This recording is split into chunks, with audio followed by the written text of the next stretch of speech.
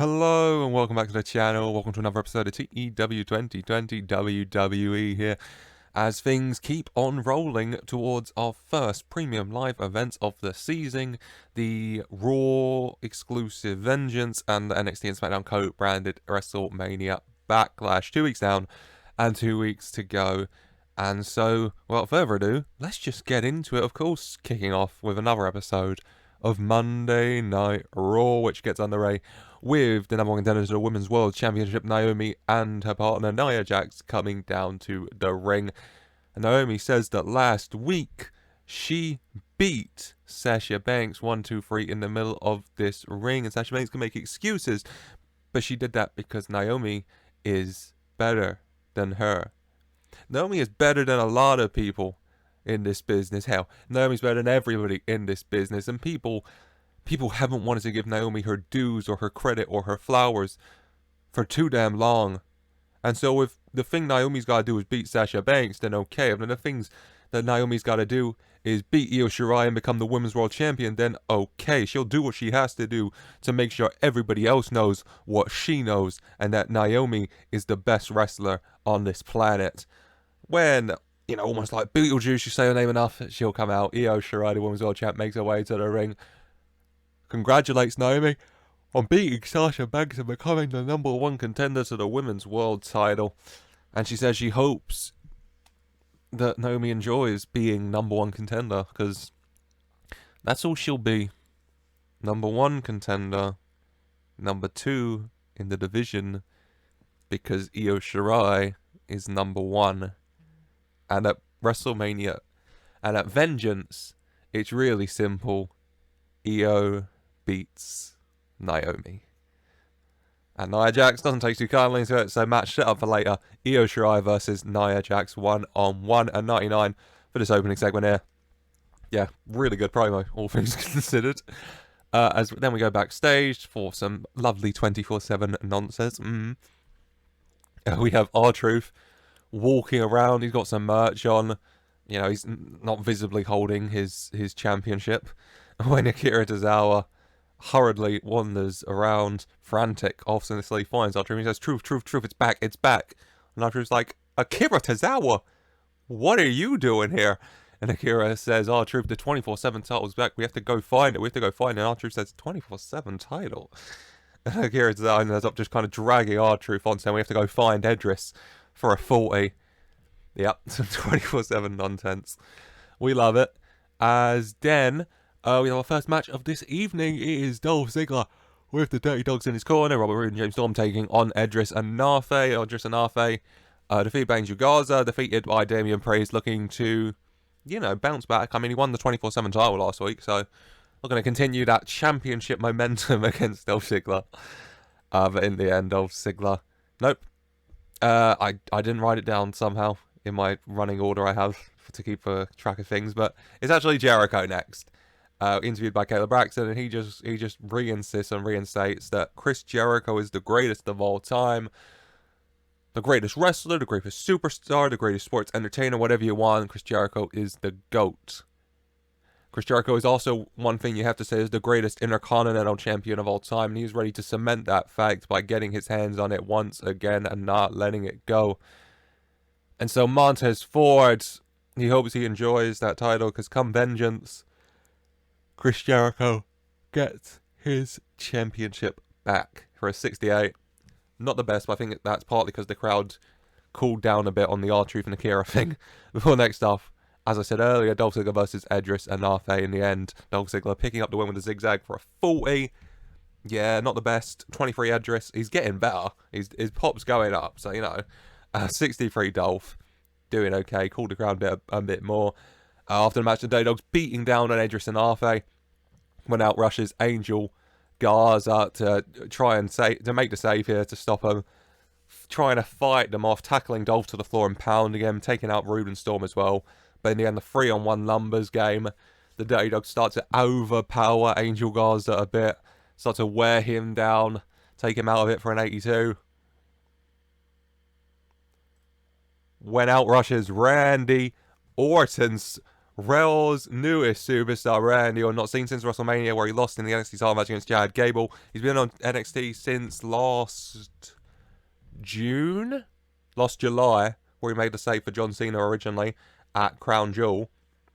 There you go. Yep. And out rushes Randy Orton here. Randy Orton storming to the ring and fighting them off, lays out Robert Roode with that scoop power slam, does the same to James Storm, goes for the RKO on Ziggler, but Ziggler kind of shakes him off and then rolls out, and the Dirty Dogs escape up the ramp as Orton, Garza gets to his feet and, Orton holds out the fist bump, a little respect from the two, 86, as Orton makes the save for Garza and Edris and Arfe in the end here. As then we go backstage to an interview with the Celtic Warriors, McIntyre and Sheamus. WrestleMania lost their Raw Tag titles last week, interrupted the new Raw Tag Champ celebration and took them out. They're not happy. They want their gold back. If it wasn't for Drake Maverick inserting them in the match when they weren't prepared for them, they would have beat them too. They would still be Raw Tag Champs. Sheamus especially, Kayla asked him about tapping out. He's pissed off. Sheamus says, I want to fight right now. For a 79, goes to the ring. Sheamus in action here against Elias. Ezekiel cannot be here, sadly. So Elias is in action, and Elias falls prey to the bro kick as Sheamus picks up the victory for a 69. Nice here for a 74 from Sheamus. 46 Elias. Yeah. Sheamus picking up the victory, getting some of his anger and aggression out on Elias here.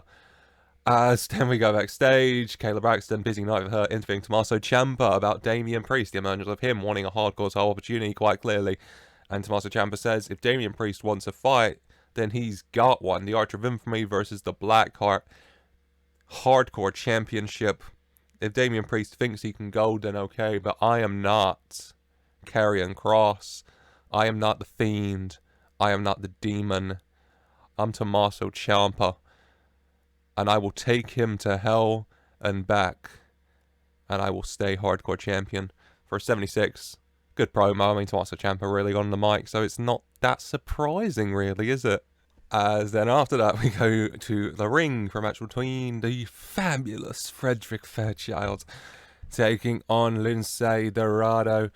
And Frederick Fairchild picking up the win with a fabulous facebuster for 70. Good match. 71 Frederick, 54 for Lince. As then after the match, Frederick trying to celebrate.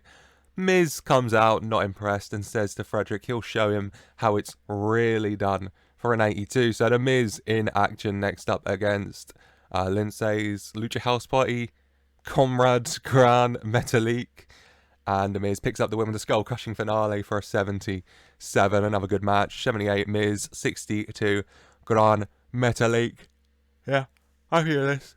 Miz getting the win, showing Frederick how it's done. And then Frederick getting in the ring, interrupting Miz's celebration. And the two men just arguing as we go backstage to R-Truth and Akira Tozawa, having found Edris and Arfe. And Akira... Well, Edris is a little bit down about another defeat, but Akira kind of incensed, tries to roll him up. And the referee's just like, what do you want me to do here? He's not the champion. And Akira's like, count. What would you... And Edris like, get off me, shakes him off. And Akira says, where's the 24/7 title? And Edris says, what do you mean? I'm not the 24/7 champion. And Akira says, yes, you are. I saw you with it last week. And Edris said, yeah, I had it, but then I lost it. I got pinned. And Akira's like, by who? And then it says him, and he points out R-Truth, and Akira looks at R-Truth, and he's like, what do you mean? R-Truth, why didn't you say you were 24/7? And R-Truth said, what's the 24/7 championship? And Akira looks a bit confused, and then notices a bulge in his pants, R-Truth's chest, and he lifts up his shirt, and he's wearing the title. And he says, that one! And R-Truth says, oh, you mean the 48/7 championship? Oh, and then R-Truth just bolts it. And then Akira Tozawa kind of does like an Alvin and the Chipmunks style scream, I'm doing an Alvin and Chipmunks reference, for God's sake. In Alvin and Chipmunks where he goes, Alvin! It's like that. We even have the camera above him panning up as he does it. But Akira screams, truth! For 44. Oh, I do love the 24/7 title. I'm enjoying getting to do a bit of nonsense in these shows. And then we go back to the ring, and The Miz and Frederick Fairchild are still arguing back and forth when out comes MJF, and he says that get out. So, very clear there. MJF against Kalisto next up. The final member of Lucha House by MJF, looking to prove what he's capable of as he picks up the win here. 474.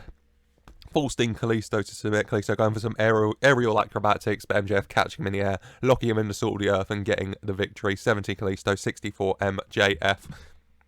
Yeah, good match. The things continuing as Fairchild, Miz and MJF still look to see who is better.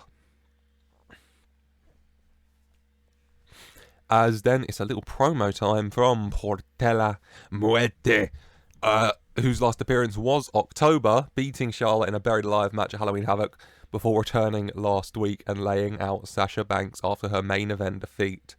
And Portela says that she is back now, and says that she's been paying attention and watching for a very long time, and she noticed something people maybe they've started to see, or they haven't, and they will.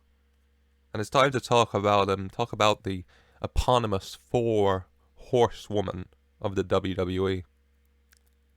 The 4 horsewomen who were trailblazers, who helped spearhead the women's revolution, it said. Charlotte, Sasha, Bayley, and Becky. The 4 women whose hands were holding up the women's evolution.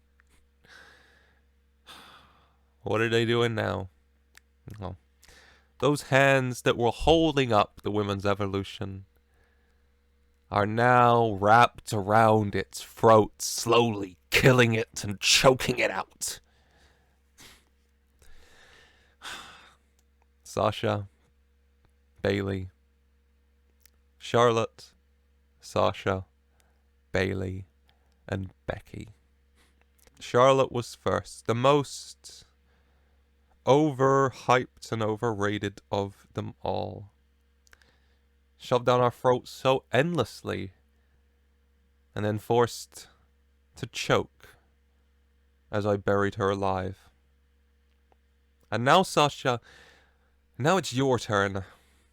Sasha Banks, the blueprint, the best, and the boss.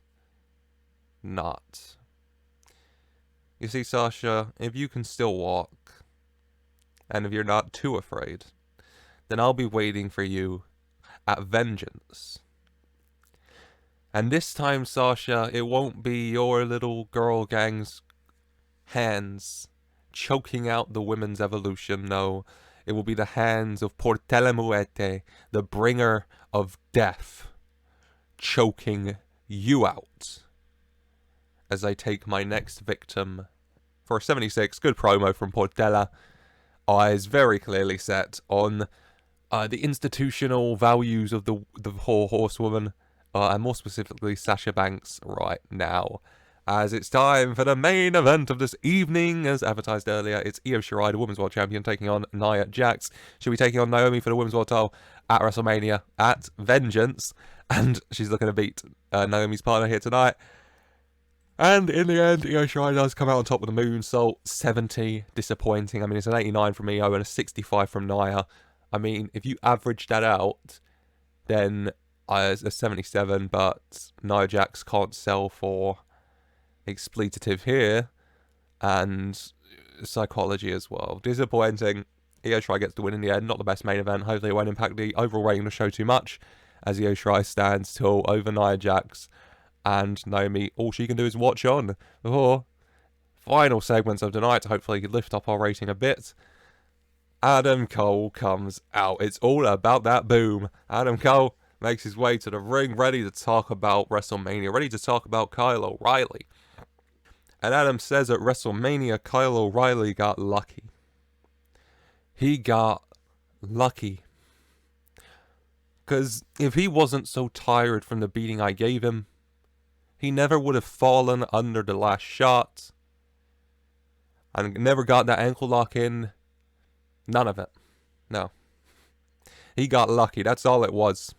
Because I hit that last shot and it's 1, 2, 3. Adam Cole stands before you, still WWE champion. But that is a mistake that is easily corrected.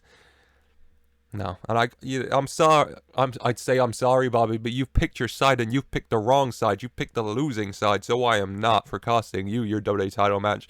But the WWE Championship's already been tainted enough by being held by someone of the status of Kyle O'Reilly. I will not let it fall into disrepair even further by letting Bobby goddamn Fish get his hands on it. No, Kyle, you can hold that title. You can hold it, hell, for just a little longer.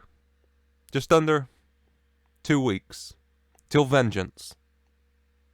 And then if you're not afraid enough, I'll beat your ass for it. If you are too afraid, then fine. Just mail it in. I'll raise it up to end the show. We'll send the fans home happy, just like we like it. But if you are too afraid, Bobby, and that's understandable, then do that. But if you're not, then I'll see you there. And I'll take back what's mine. I'll take back my WWE Championship, and there's not a damn thing you can do to stop me. For 100, when out comes Kyle O'Reilly, the WWE Champion. And he says to Adam that he didn't get lucky. He used his brain. He was smart enough to duck from the last shot. He was smart enough to lock in that ankle lock. And he was smart enough to do the one thing Adam Cole neglected to mention, and that is make Adam Cole tap out like the whiny little crybaby bitch that he is. And you want to go again, Adam? Then fine, I'll happily beat your ass again. I'll happily make you tap out again for the whole world to see. You want your vengeance? Guess what, Adam? I want mine. I want my vengeance for years of living in your shadow. And I would have been happy with that vengeance beating you on the grandest stage of them all in the main event and winning the WWE title. But if you want it again, then vengeance is the perfect place. And I will beat you all over again, Adam, because I have just got this title and I am damn sure not losing it now. And I am damn sure not losing it to Adam Cole. For a 100, Adam Cole and Kyle O'Reilly making the agreement, a WrestleMania rematch at Vengeance, Kyle O'Reilly and Adam Cole one more time for that WWE Championship for the 100 again. Good ending to the show, definitely needed after that disappointing main event. Overall rating of high 80s, 85, mid 80. God. Oh, that main event did disappoint, didn't it? Oh well. We move, still so much to look forward to at Vengeance, building and bubbling. A lot confirmed and a lot still to be confirmed, but it's looking a good show already. What do you think? How's Vengeance shaping up? Any matches you would like to see at Vengeance? Let me know in the comments down below. But for now, that is it for the Vengeance build-up for today. And it's now time to continue building up to the other pay-per-view at the end of the month, the NXT and Smackdown co-branded WrestleMania Backlash. And so without further ado, it's time for another episode of NXT. And NXT gets underway with the NXT Japan champion Shinsuke Nakamura making his way out to the ring. And he just calls out Imperium. He wants Imperium here now. He wants Walter. And Imperium do make their way to the ring. Walter, Bartel and Aikner. And Nakamura saying to Walter that he is big but not scary.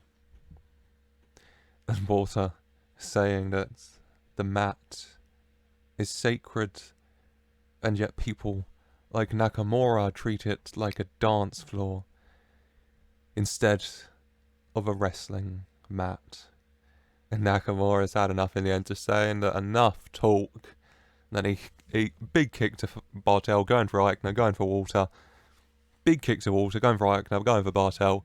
The brawl breaking out, Imperium with the numbers advantage, getting on top when the music of the NXT champion Chad Gable hits, and he storms out to the ring to make the save here, fighting off Imperium. Nakamura going to his feet and helping fight him off, getting him out the ring. Gable and Nakamura standing on the ring, Imperium looking on from the ramp for a 94 here for this opening segment. Things continue to escalate, and the tension begins to simmer and simmer even further towards boiling point between the three NXT brands under the flag of NXT. Yeah, NXT, NXT UK and NXT Japan. Their main male champions, their world champions, fight for superiority here. Before we got backstage to DFG, destined for greatness, arriving to the arena. Carmelo Hayes, Anthony Ogogo, Eli Cassidy, Trick Williams, you know, all having a laugh, all enjoying themselves. But not for long before they are viciously attacked by Legado. Legado, weapons in hand, going for DFG here. First of all, you know, focusing steel pipes to the back of Anthony Ogogo into his legs, taking out the bigger guy, taking out the muscle really of DFG.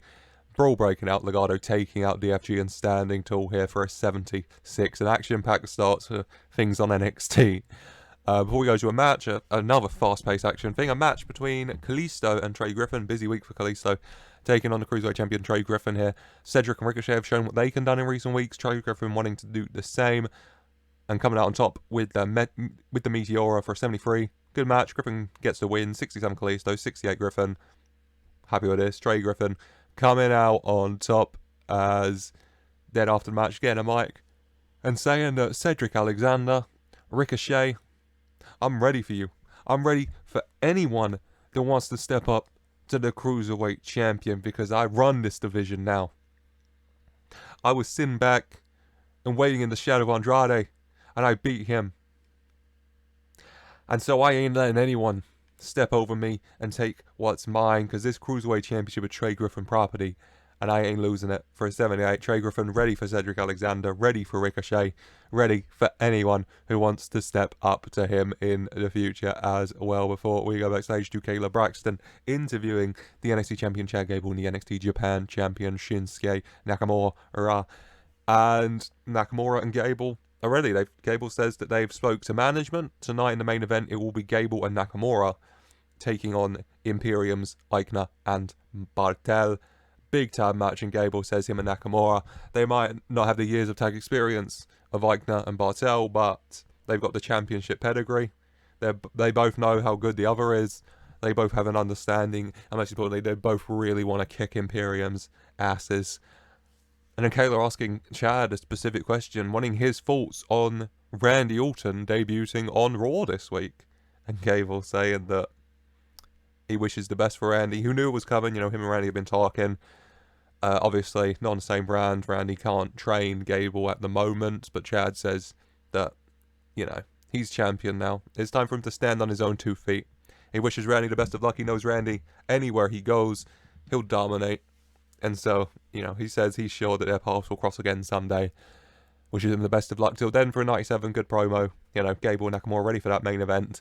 Gable wishing the best of luck to Randy Orton as well. Before, next up, is a match as advertised last week. Annie Cooper, formerly known as Sky Blue, challenging Buffy and Your Boyfriend to a singles match, and Buffy and Your Boyfriend #trending's chosen participant from Tiffany Stratton and Persia Protter is Tiffany Stratton. So Annie Cooper versus Tiffany Stratton in a match I'm not expecting too high a rating of because both of their pops are very low. In the end though, Tiffany Stratton using her strength to dominate Sky Blue a bit. You know, taunting, #trending, taunting at ringside as well. Without rushes, Next Gen's Candice LeRae and Cora Jade. Persia Protter trying to deal with them, but them taking her down. Tiffany Stratton getting a bit distracted and allowing Annie Cooper to roll her up for the 1, 2, 3. Annie Cooper gets the big victory here, following that distraction from her Next Gen partners for a 26, like I said, low rating. 29 Annie Cooper, 32 Tiffany Stratton. Yeah, that's fine. Got to build them up. Annie Cooper, though, gets the win. And then her, Cora Jade and Candice LeRae go up the ramp celebrating. #trending. Not very happy at this defeat for 42. Before, next up, out comes to the ring the North American Champion, Isaiah Swerve Scott. And Swerve, he's ready. He says, at WrestleMania Backlash, Austin Theory wants to step up to the champion. He thinks he's got what it takes. He thinks he's the future of this business. But the thing he is not focusing to is the future, and the now is the now. And right now, Isaiah Swerve Scott is the North American Champion. The North American Championship Division and NXT are Swerve's. The North American Championship is Swerve's property, located in NXT. What is Swerve's house? And if Austin Theory wants to step up, then okay, but he's going to be waiting a long time for that future he's envisioning, because the present and the immediate future belongs to Swerve. When Austin Theory comes out, Austin Theory ready for a fight, Austin Theory saying that at WrestleMania Backlash, he is going to take that step. He's going to take the A train to success, and he is going to become the NXT North American Champion, his first ever WWE title, his first championship in the WWE, what most certainly will not be his last, but his first. And Swerve saying that all this talk and nothing to back it up, because the only thing I've seen from you, Austin Theory, is your Contenders match. I got a good look at that, where you won because, oh yeah, Carmelo Hayes got involved. Other than that, y'all ass would have got beaten. So you know what, Austin, you want to show me what you got. You want me to believe you can really beat me and put up a challenge. Then all right, show me right now. I'll go sit a ringside front row seat, and you have a match right now. Austin Theory accepting for a 72, and Austin Theory's opponent is Dijakovic, which Austin Theory a little less confident about. His confidence going down a bit, but convincing himself, I got this. So Austin Theory versus Dijakovic. And the two superstars going at it. Austin Theory trying to take down Dijakovic, but Dijakovic's strength and his height making it a tough challenge in the end. Dijakovic has Austin Theory up for the reverse fireman carry, ready for his finisher. When Austin Theory kind of wiggles off and goes under the bottom rope out of the ring, Dijakovic following him. Theory running into the crowd, Dijakovic chasing him as the referee counts. In the end, Theory jumping the barricade and sliding into the ring just as the referee counts 10. Austin Theory picking up the win here via count out for a 66. 72 Theory, 40 Dijakovic, both doing well. Theory, taking the coward's way here with that count out victory, but clearly doesn't care too much as he wildly celebrates his win, saying to Swerve that that's what it's going to be like at WrestleMania Backlash. Me on top, my music playing, the referee raising my arm, and Swerve like, what? But you what? For an 85, Swerve not impressed. Theory wildly impressed by his victory. As we then go backstage, Next Gen are very happy. Annie Cooper with her win. Cora Jade and Candice LeRae also with Annie Cooper winning. Nice to see your friend win. When they are attacked by a not so happy Buffing in Your Boyfriend, Persia Protter and Tiffany Stratton, laying out Candice LeRae, Cora Jade and Annie Cooper for a 54.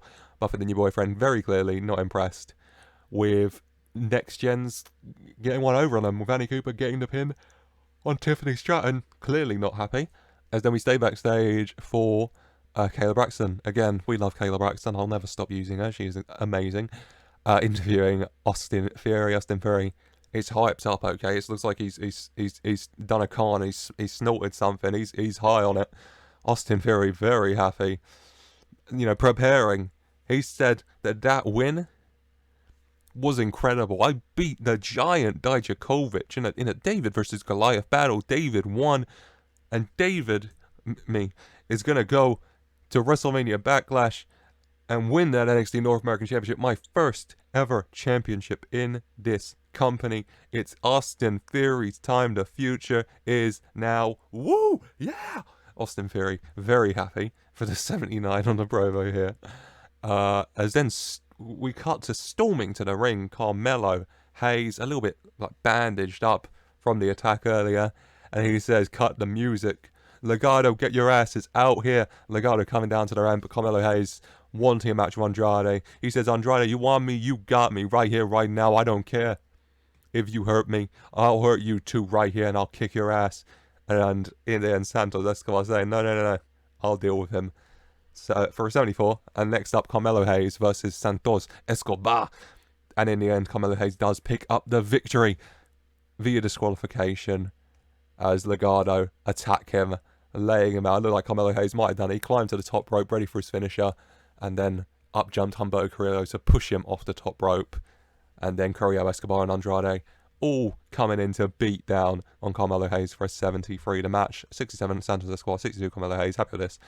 As, Legado beating down on Carmelo Hayes. Not a pretty sight. His DFG teammates, injured from the attack earlier. Carmelo Hayes all alone. When the music of the Cruiserweight Tag Team Champions, the Mysterios, hit. The Mysterios have their own beef with Legado, taking them out, attacking them a few weeks back.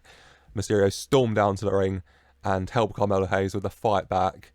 Legado evenly matched. The Mysterios helping Carmelo Hayes, back to his feet, joining in as well. Massive brawl breaking out. Zelina Vega trying to kind of slip off the ramp, not wanting to get involved. When the music of the NXT Women's Champion, Dakota Kai, hits. And Dakota Kai appearing from behind her, waving, and then Zelina Vega running and Dakota Kai chasing her into the ring, brawling it out. In the end, Legado all escaping the ring, whilst Carmelo Hayes, the Mysterios, and Dakota Kai look on from inside the ring for an 83. Tensions rising with this as well. Legado, did what they did, attacking and taking out DFG and the Mysterios and Dakota Kai. Now it's chasing up to him, isn't it? It's catching up. As after that, it's time for the main event of this evening. As I advertised earlier, it is Imperium, Marcel Bartel and Fabian Eichner taking on the Dream Championship team under the NXT banner of the NXT Champion Chad Gable and the NXT Japan Champion Shinsuke Nakamura. I will always say his name like that, even if Rick Boogs isn't involved. As in the end, Imperium, using their years of tag chemistry, to taking advantage, but in the end, Gable and Nakamura figuring things out, figuring each other out, doing some tag team offense of their own, and in the end, coming out on top. Nakamura hitting Eichner with the Kinshasa in the end for the victory for an 84. Really good match. 91 Nakamura, 91 Chad Gable, 83 Nakamura, 60 Eichner, 59 Bartel. Very happy with this. Really good main event here as Gable and Nakamura come out on top, get their arm raised, get their championship in their hands, and then storming into the ring is Walter. Not impressed. NXT UK title over his shoulder, hits the Imperium pose as Gable and Nakamura both raise their titles as well, and then Walter raising his. The size difference very apparent. All three champions declaring themselves the champion, the flag bearer of the NXT brand for an 89. Tensions reaching that boiling point, as that is it for NXT. A really good episode, I thought. Overall rating wise, I'm not expecting the highest, high 80s, 88. Yeah, I'm happy with that. Still building people up like Theory and #trending and Next Gen all need to be built up, but still a good episode of NXT, I think. Really keeping things moving towards WrestleMania Backlash. And speaking of WrestleMania Backlash, it is a co-branded pay-per-view, so let's still keep things moving towards that pay-per-view with another episode of Smackdown. And Smackdown gets underway with a good old-fashioned contract signing for the Universal Championship match to take place at WrestleMania Backlash between the champion Keith Lee and his challenger AJ Styles. Both men coming down the ring, both men going to speak their piece. AJ Styles says for too long he has been gone from SmackDown. SmackDown, the house that AJ Styles built. He's been away for too long, but Daddy's home. And Daddy's ready to sit back on his big chair with his big belt. The big belt currently around the waist of Keith Lee. Now, Keith's good. AJ knows that. AJ knows that firsthand. Keith Lee had his first real moment in this company at WrestleMania 37, beating AJ to become a champion for the first time. Congratulations. And then but AJ says that AJ says that he will not let Keith Lee create any more moments to add to his legacy that overshadow his own. So if Keith is ready for this, then AJ is ready for this, because at WrestleMania Backlash, AJ Styles takes back. At WrestleMania Backlash, AJ Styles becomes world champion again. Keith Lee responding, saying that he has the utmost respect for AJ Styles, and that AJ Styles is truly a phenomenal competitor in every way and reasoning of the word. But at WrestleMania Backlash, the reign of Lee, the limitless reign of Lee at that, goes on, because Keith Lee has only just ascended to the title of Universal Heavyweight Champion, and he is not ready to lose that moniker yet, no. So at WrestleMania Backlash, all that will happen is that the phenomenal AJ Styles will bask in the glory of still Universal Champion Keith Lee. For 100, both men signed the contract, the match official and set. Keith Lee, AJ Styles for the Universal title at WrestleMania Backlash. Hopefully will be a really good match, fingers crossed. Before then, we go backstage to an interview. Kayla Braxton interviewing the United States Champion Xavier Woods, asking him about last week teaming with Mustafa Ali in the SmackDown Tag Team Championship Contenders qualifying match, and Ali went to tag him and Xavier Woods left. Didn't tag, just left, Ali going on to lose the match on his own, of course, a handicap match at that point. And Kayla asking about it, and Xavier Woods says that Mustafa Ali was just like Kofi and Big E, an idiot. Xavier Woods is the biggest mastermind in this business. He has a bigger brain than anyone.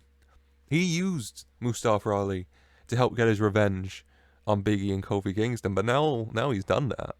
Now he's beaten both at WrestleMania. He's standing on his own 2 feet, where he should have been all along, a champion. Whilst Mustafa Ali, well, he's outlived his purpose. So I don't need him anymore. Now, Xavier Woods is fine just on his own. Went in to frame, walks Mansoor from down in NXT Japan at the moment, but coming on over, saying that he dreamed ever since he was a kid of being in the WWE, and he is here making his Smackdown debut, and he couldn't be happier or prouder of himself. And this is what a champion looks like in WWE, Xavier Woods, and he can't believe it.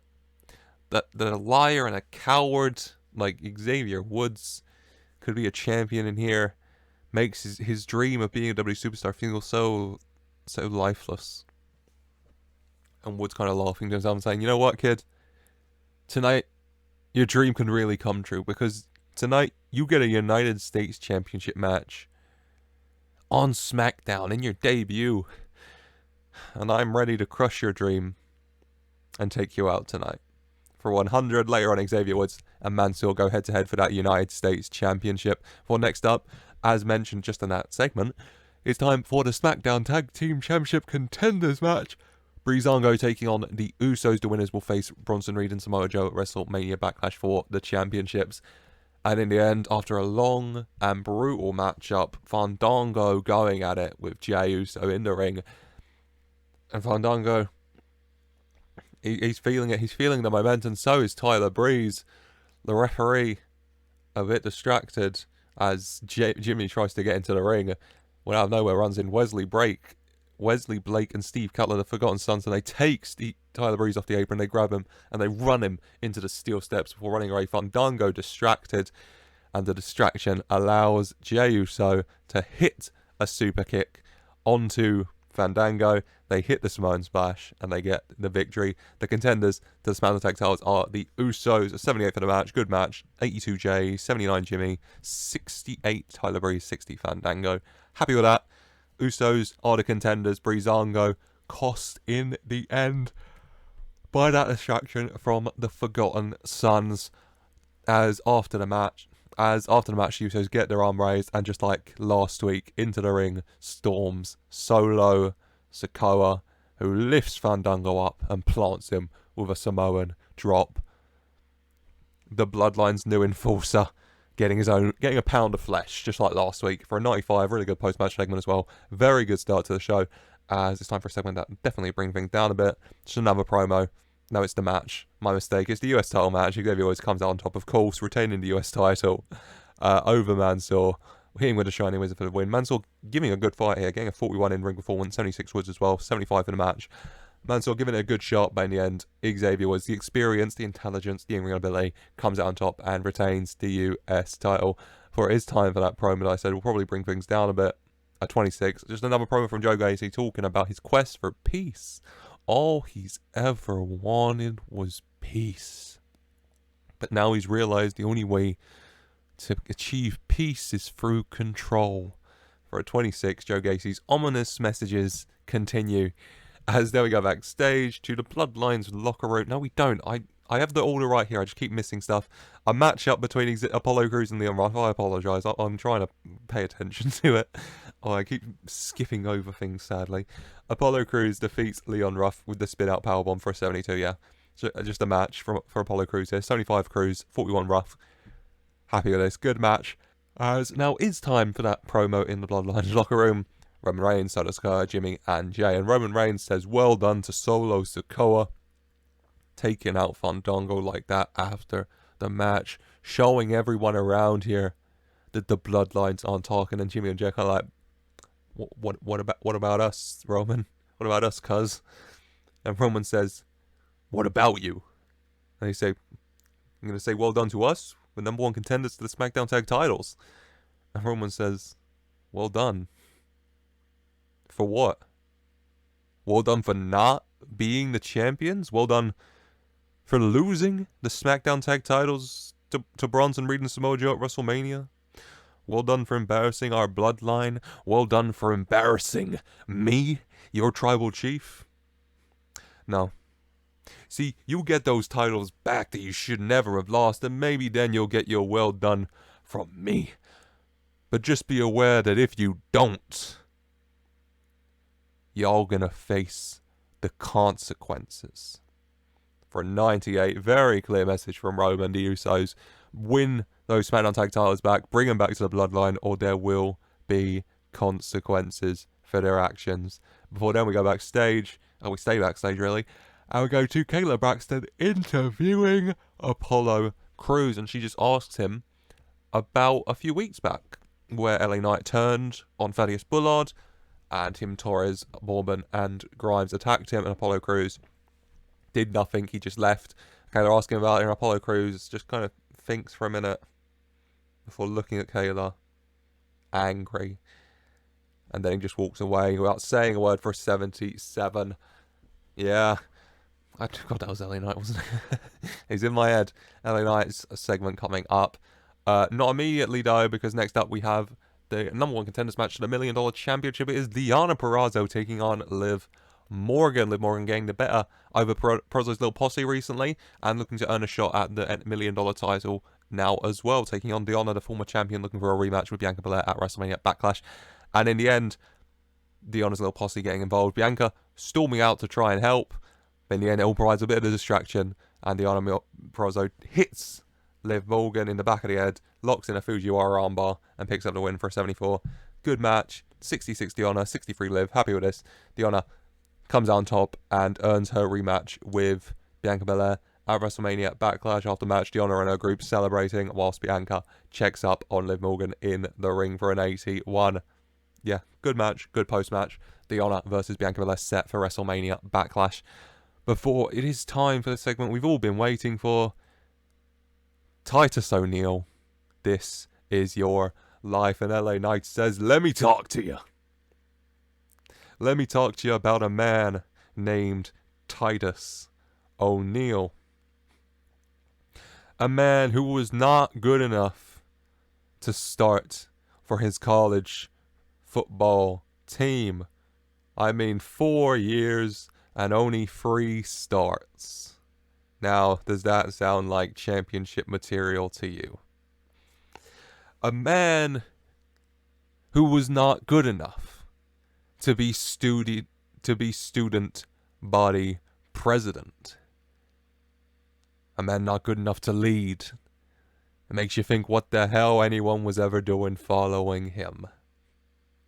A man who was not good enough for the NFL. Who had to settle for a joke like the Arena Football League. Not good enough to be at the top. Never has been, never will be. A man signed by the WWE in 2009, but didn't debut till 2011, whilst LA Knight signed in 2021 and debuted in 2021 because WWE knew they needed me on the television. WWE knew they needed me on their shows in a matter of weeks, not a matter of years.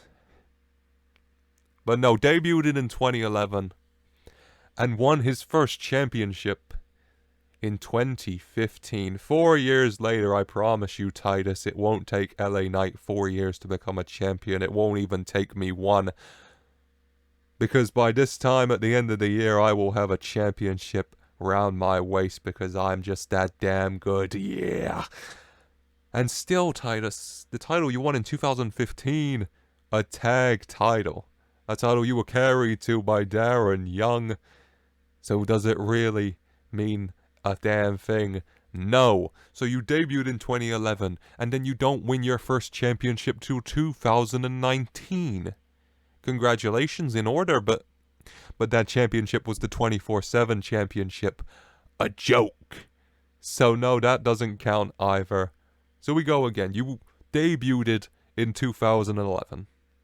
And you won your first actual real big boy championship in 2020. 9 years. That's how long it took you, Titus. It took you 9 years to win a title, the Intercontinental Championship. And it took you till 2021. It took you 10 years, over 10 years, to win a world title, the Universal Championship. And after 10 years of fighting and 10 years of waiting and 10 years of praying, you lose your title in 5 months. You don't even make it half a year. See, that's the thing about your life, Titus. It's a series of failures. It's a series of not being good enough. You won the story of LA Knight. The story of LA Knight is a story of success, of championship, of prestige. The story of LA Knight and the WWE is going to be a story filled with gold. But first is going to be the story of how LA Knight put down the washed up, never was, that is Titus O'Neil. Because if you're not too scared, Titus, and no one would blame you if you were, but if you're not, then LA Knight will be waiting at WrestleMania Backlash to put you down once and for all. Yeah. For a 100, really good segment. Titus O'Neil, this is your life. LA Knight issuing the challenge. Will Titus O'Neil, Thaddeus Bullard accept? We'll have to wait and see. 100 for that, though. Really good. Before it's time for the main event of this evening. It is the Women's Universal Champion Ronda Rousey taking on 1/3 of No Mercy, Taynara Conti. No Mercy been messing with Ronda Rousey, with Becky Lynch, with Charlotte Flair for weeks now. And now Ronda wanting to take things into her own hands, taking on Tay Conti here. No Mercy trying to get involved during the match when the music, as expected of the Women's Tag Team Champions, Becky Lynch and Charlotte Flair hits. They still mount to the ring. Big brawl. And in the end, it kind of not so much provides a distraction. She doesn't really need it, but she stops being distracted and it allows Ronda Rousey to hit that arm, to take down Taynara Conti, lock her in the armbar, and pick up the win for an 84. Good match, good main event. 93 Ronda, 51 Tay. Happy with this. Ronda Rousey picks up the victory, and then after the match, the champions celebrate in the ring with their belts, their gold, not belts, where are the pants? I can't stop thinking of that Miz line every time I say it. They celebrate in the ring with their championships, whilst No Mercy, Shayna Baszler, Sonya Deville, and Tay Conti go up the ramp looking very angry. Sonya Deville holding up Tay Conti in the process for a 100. Good match, good post-match, good episode of Smackdown here, which gets an overall rating of 91. Show of the week. Yeah, really good episode. Things are very much rolling towards Vengeance and WrestleMania Backlash. Only one more week to go, and then we will be at the first premium live events of a new season. I really hope you're enjoying. If you are, then why don't you let me know in the comments below? Why don't you let me know in the comments down below what match you're most looking forward to at Vengeance and WrestleMania Backlash? What do you think of the season so far? Let me know while you're down there. Leave a like and subscribe for more as well. And as always, I just want to say thank you for watching.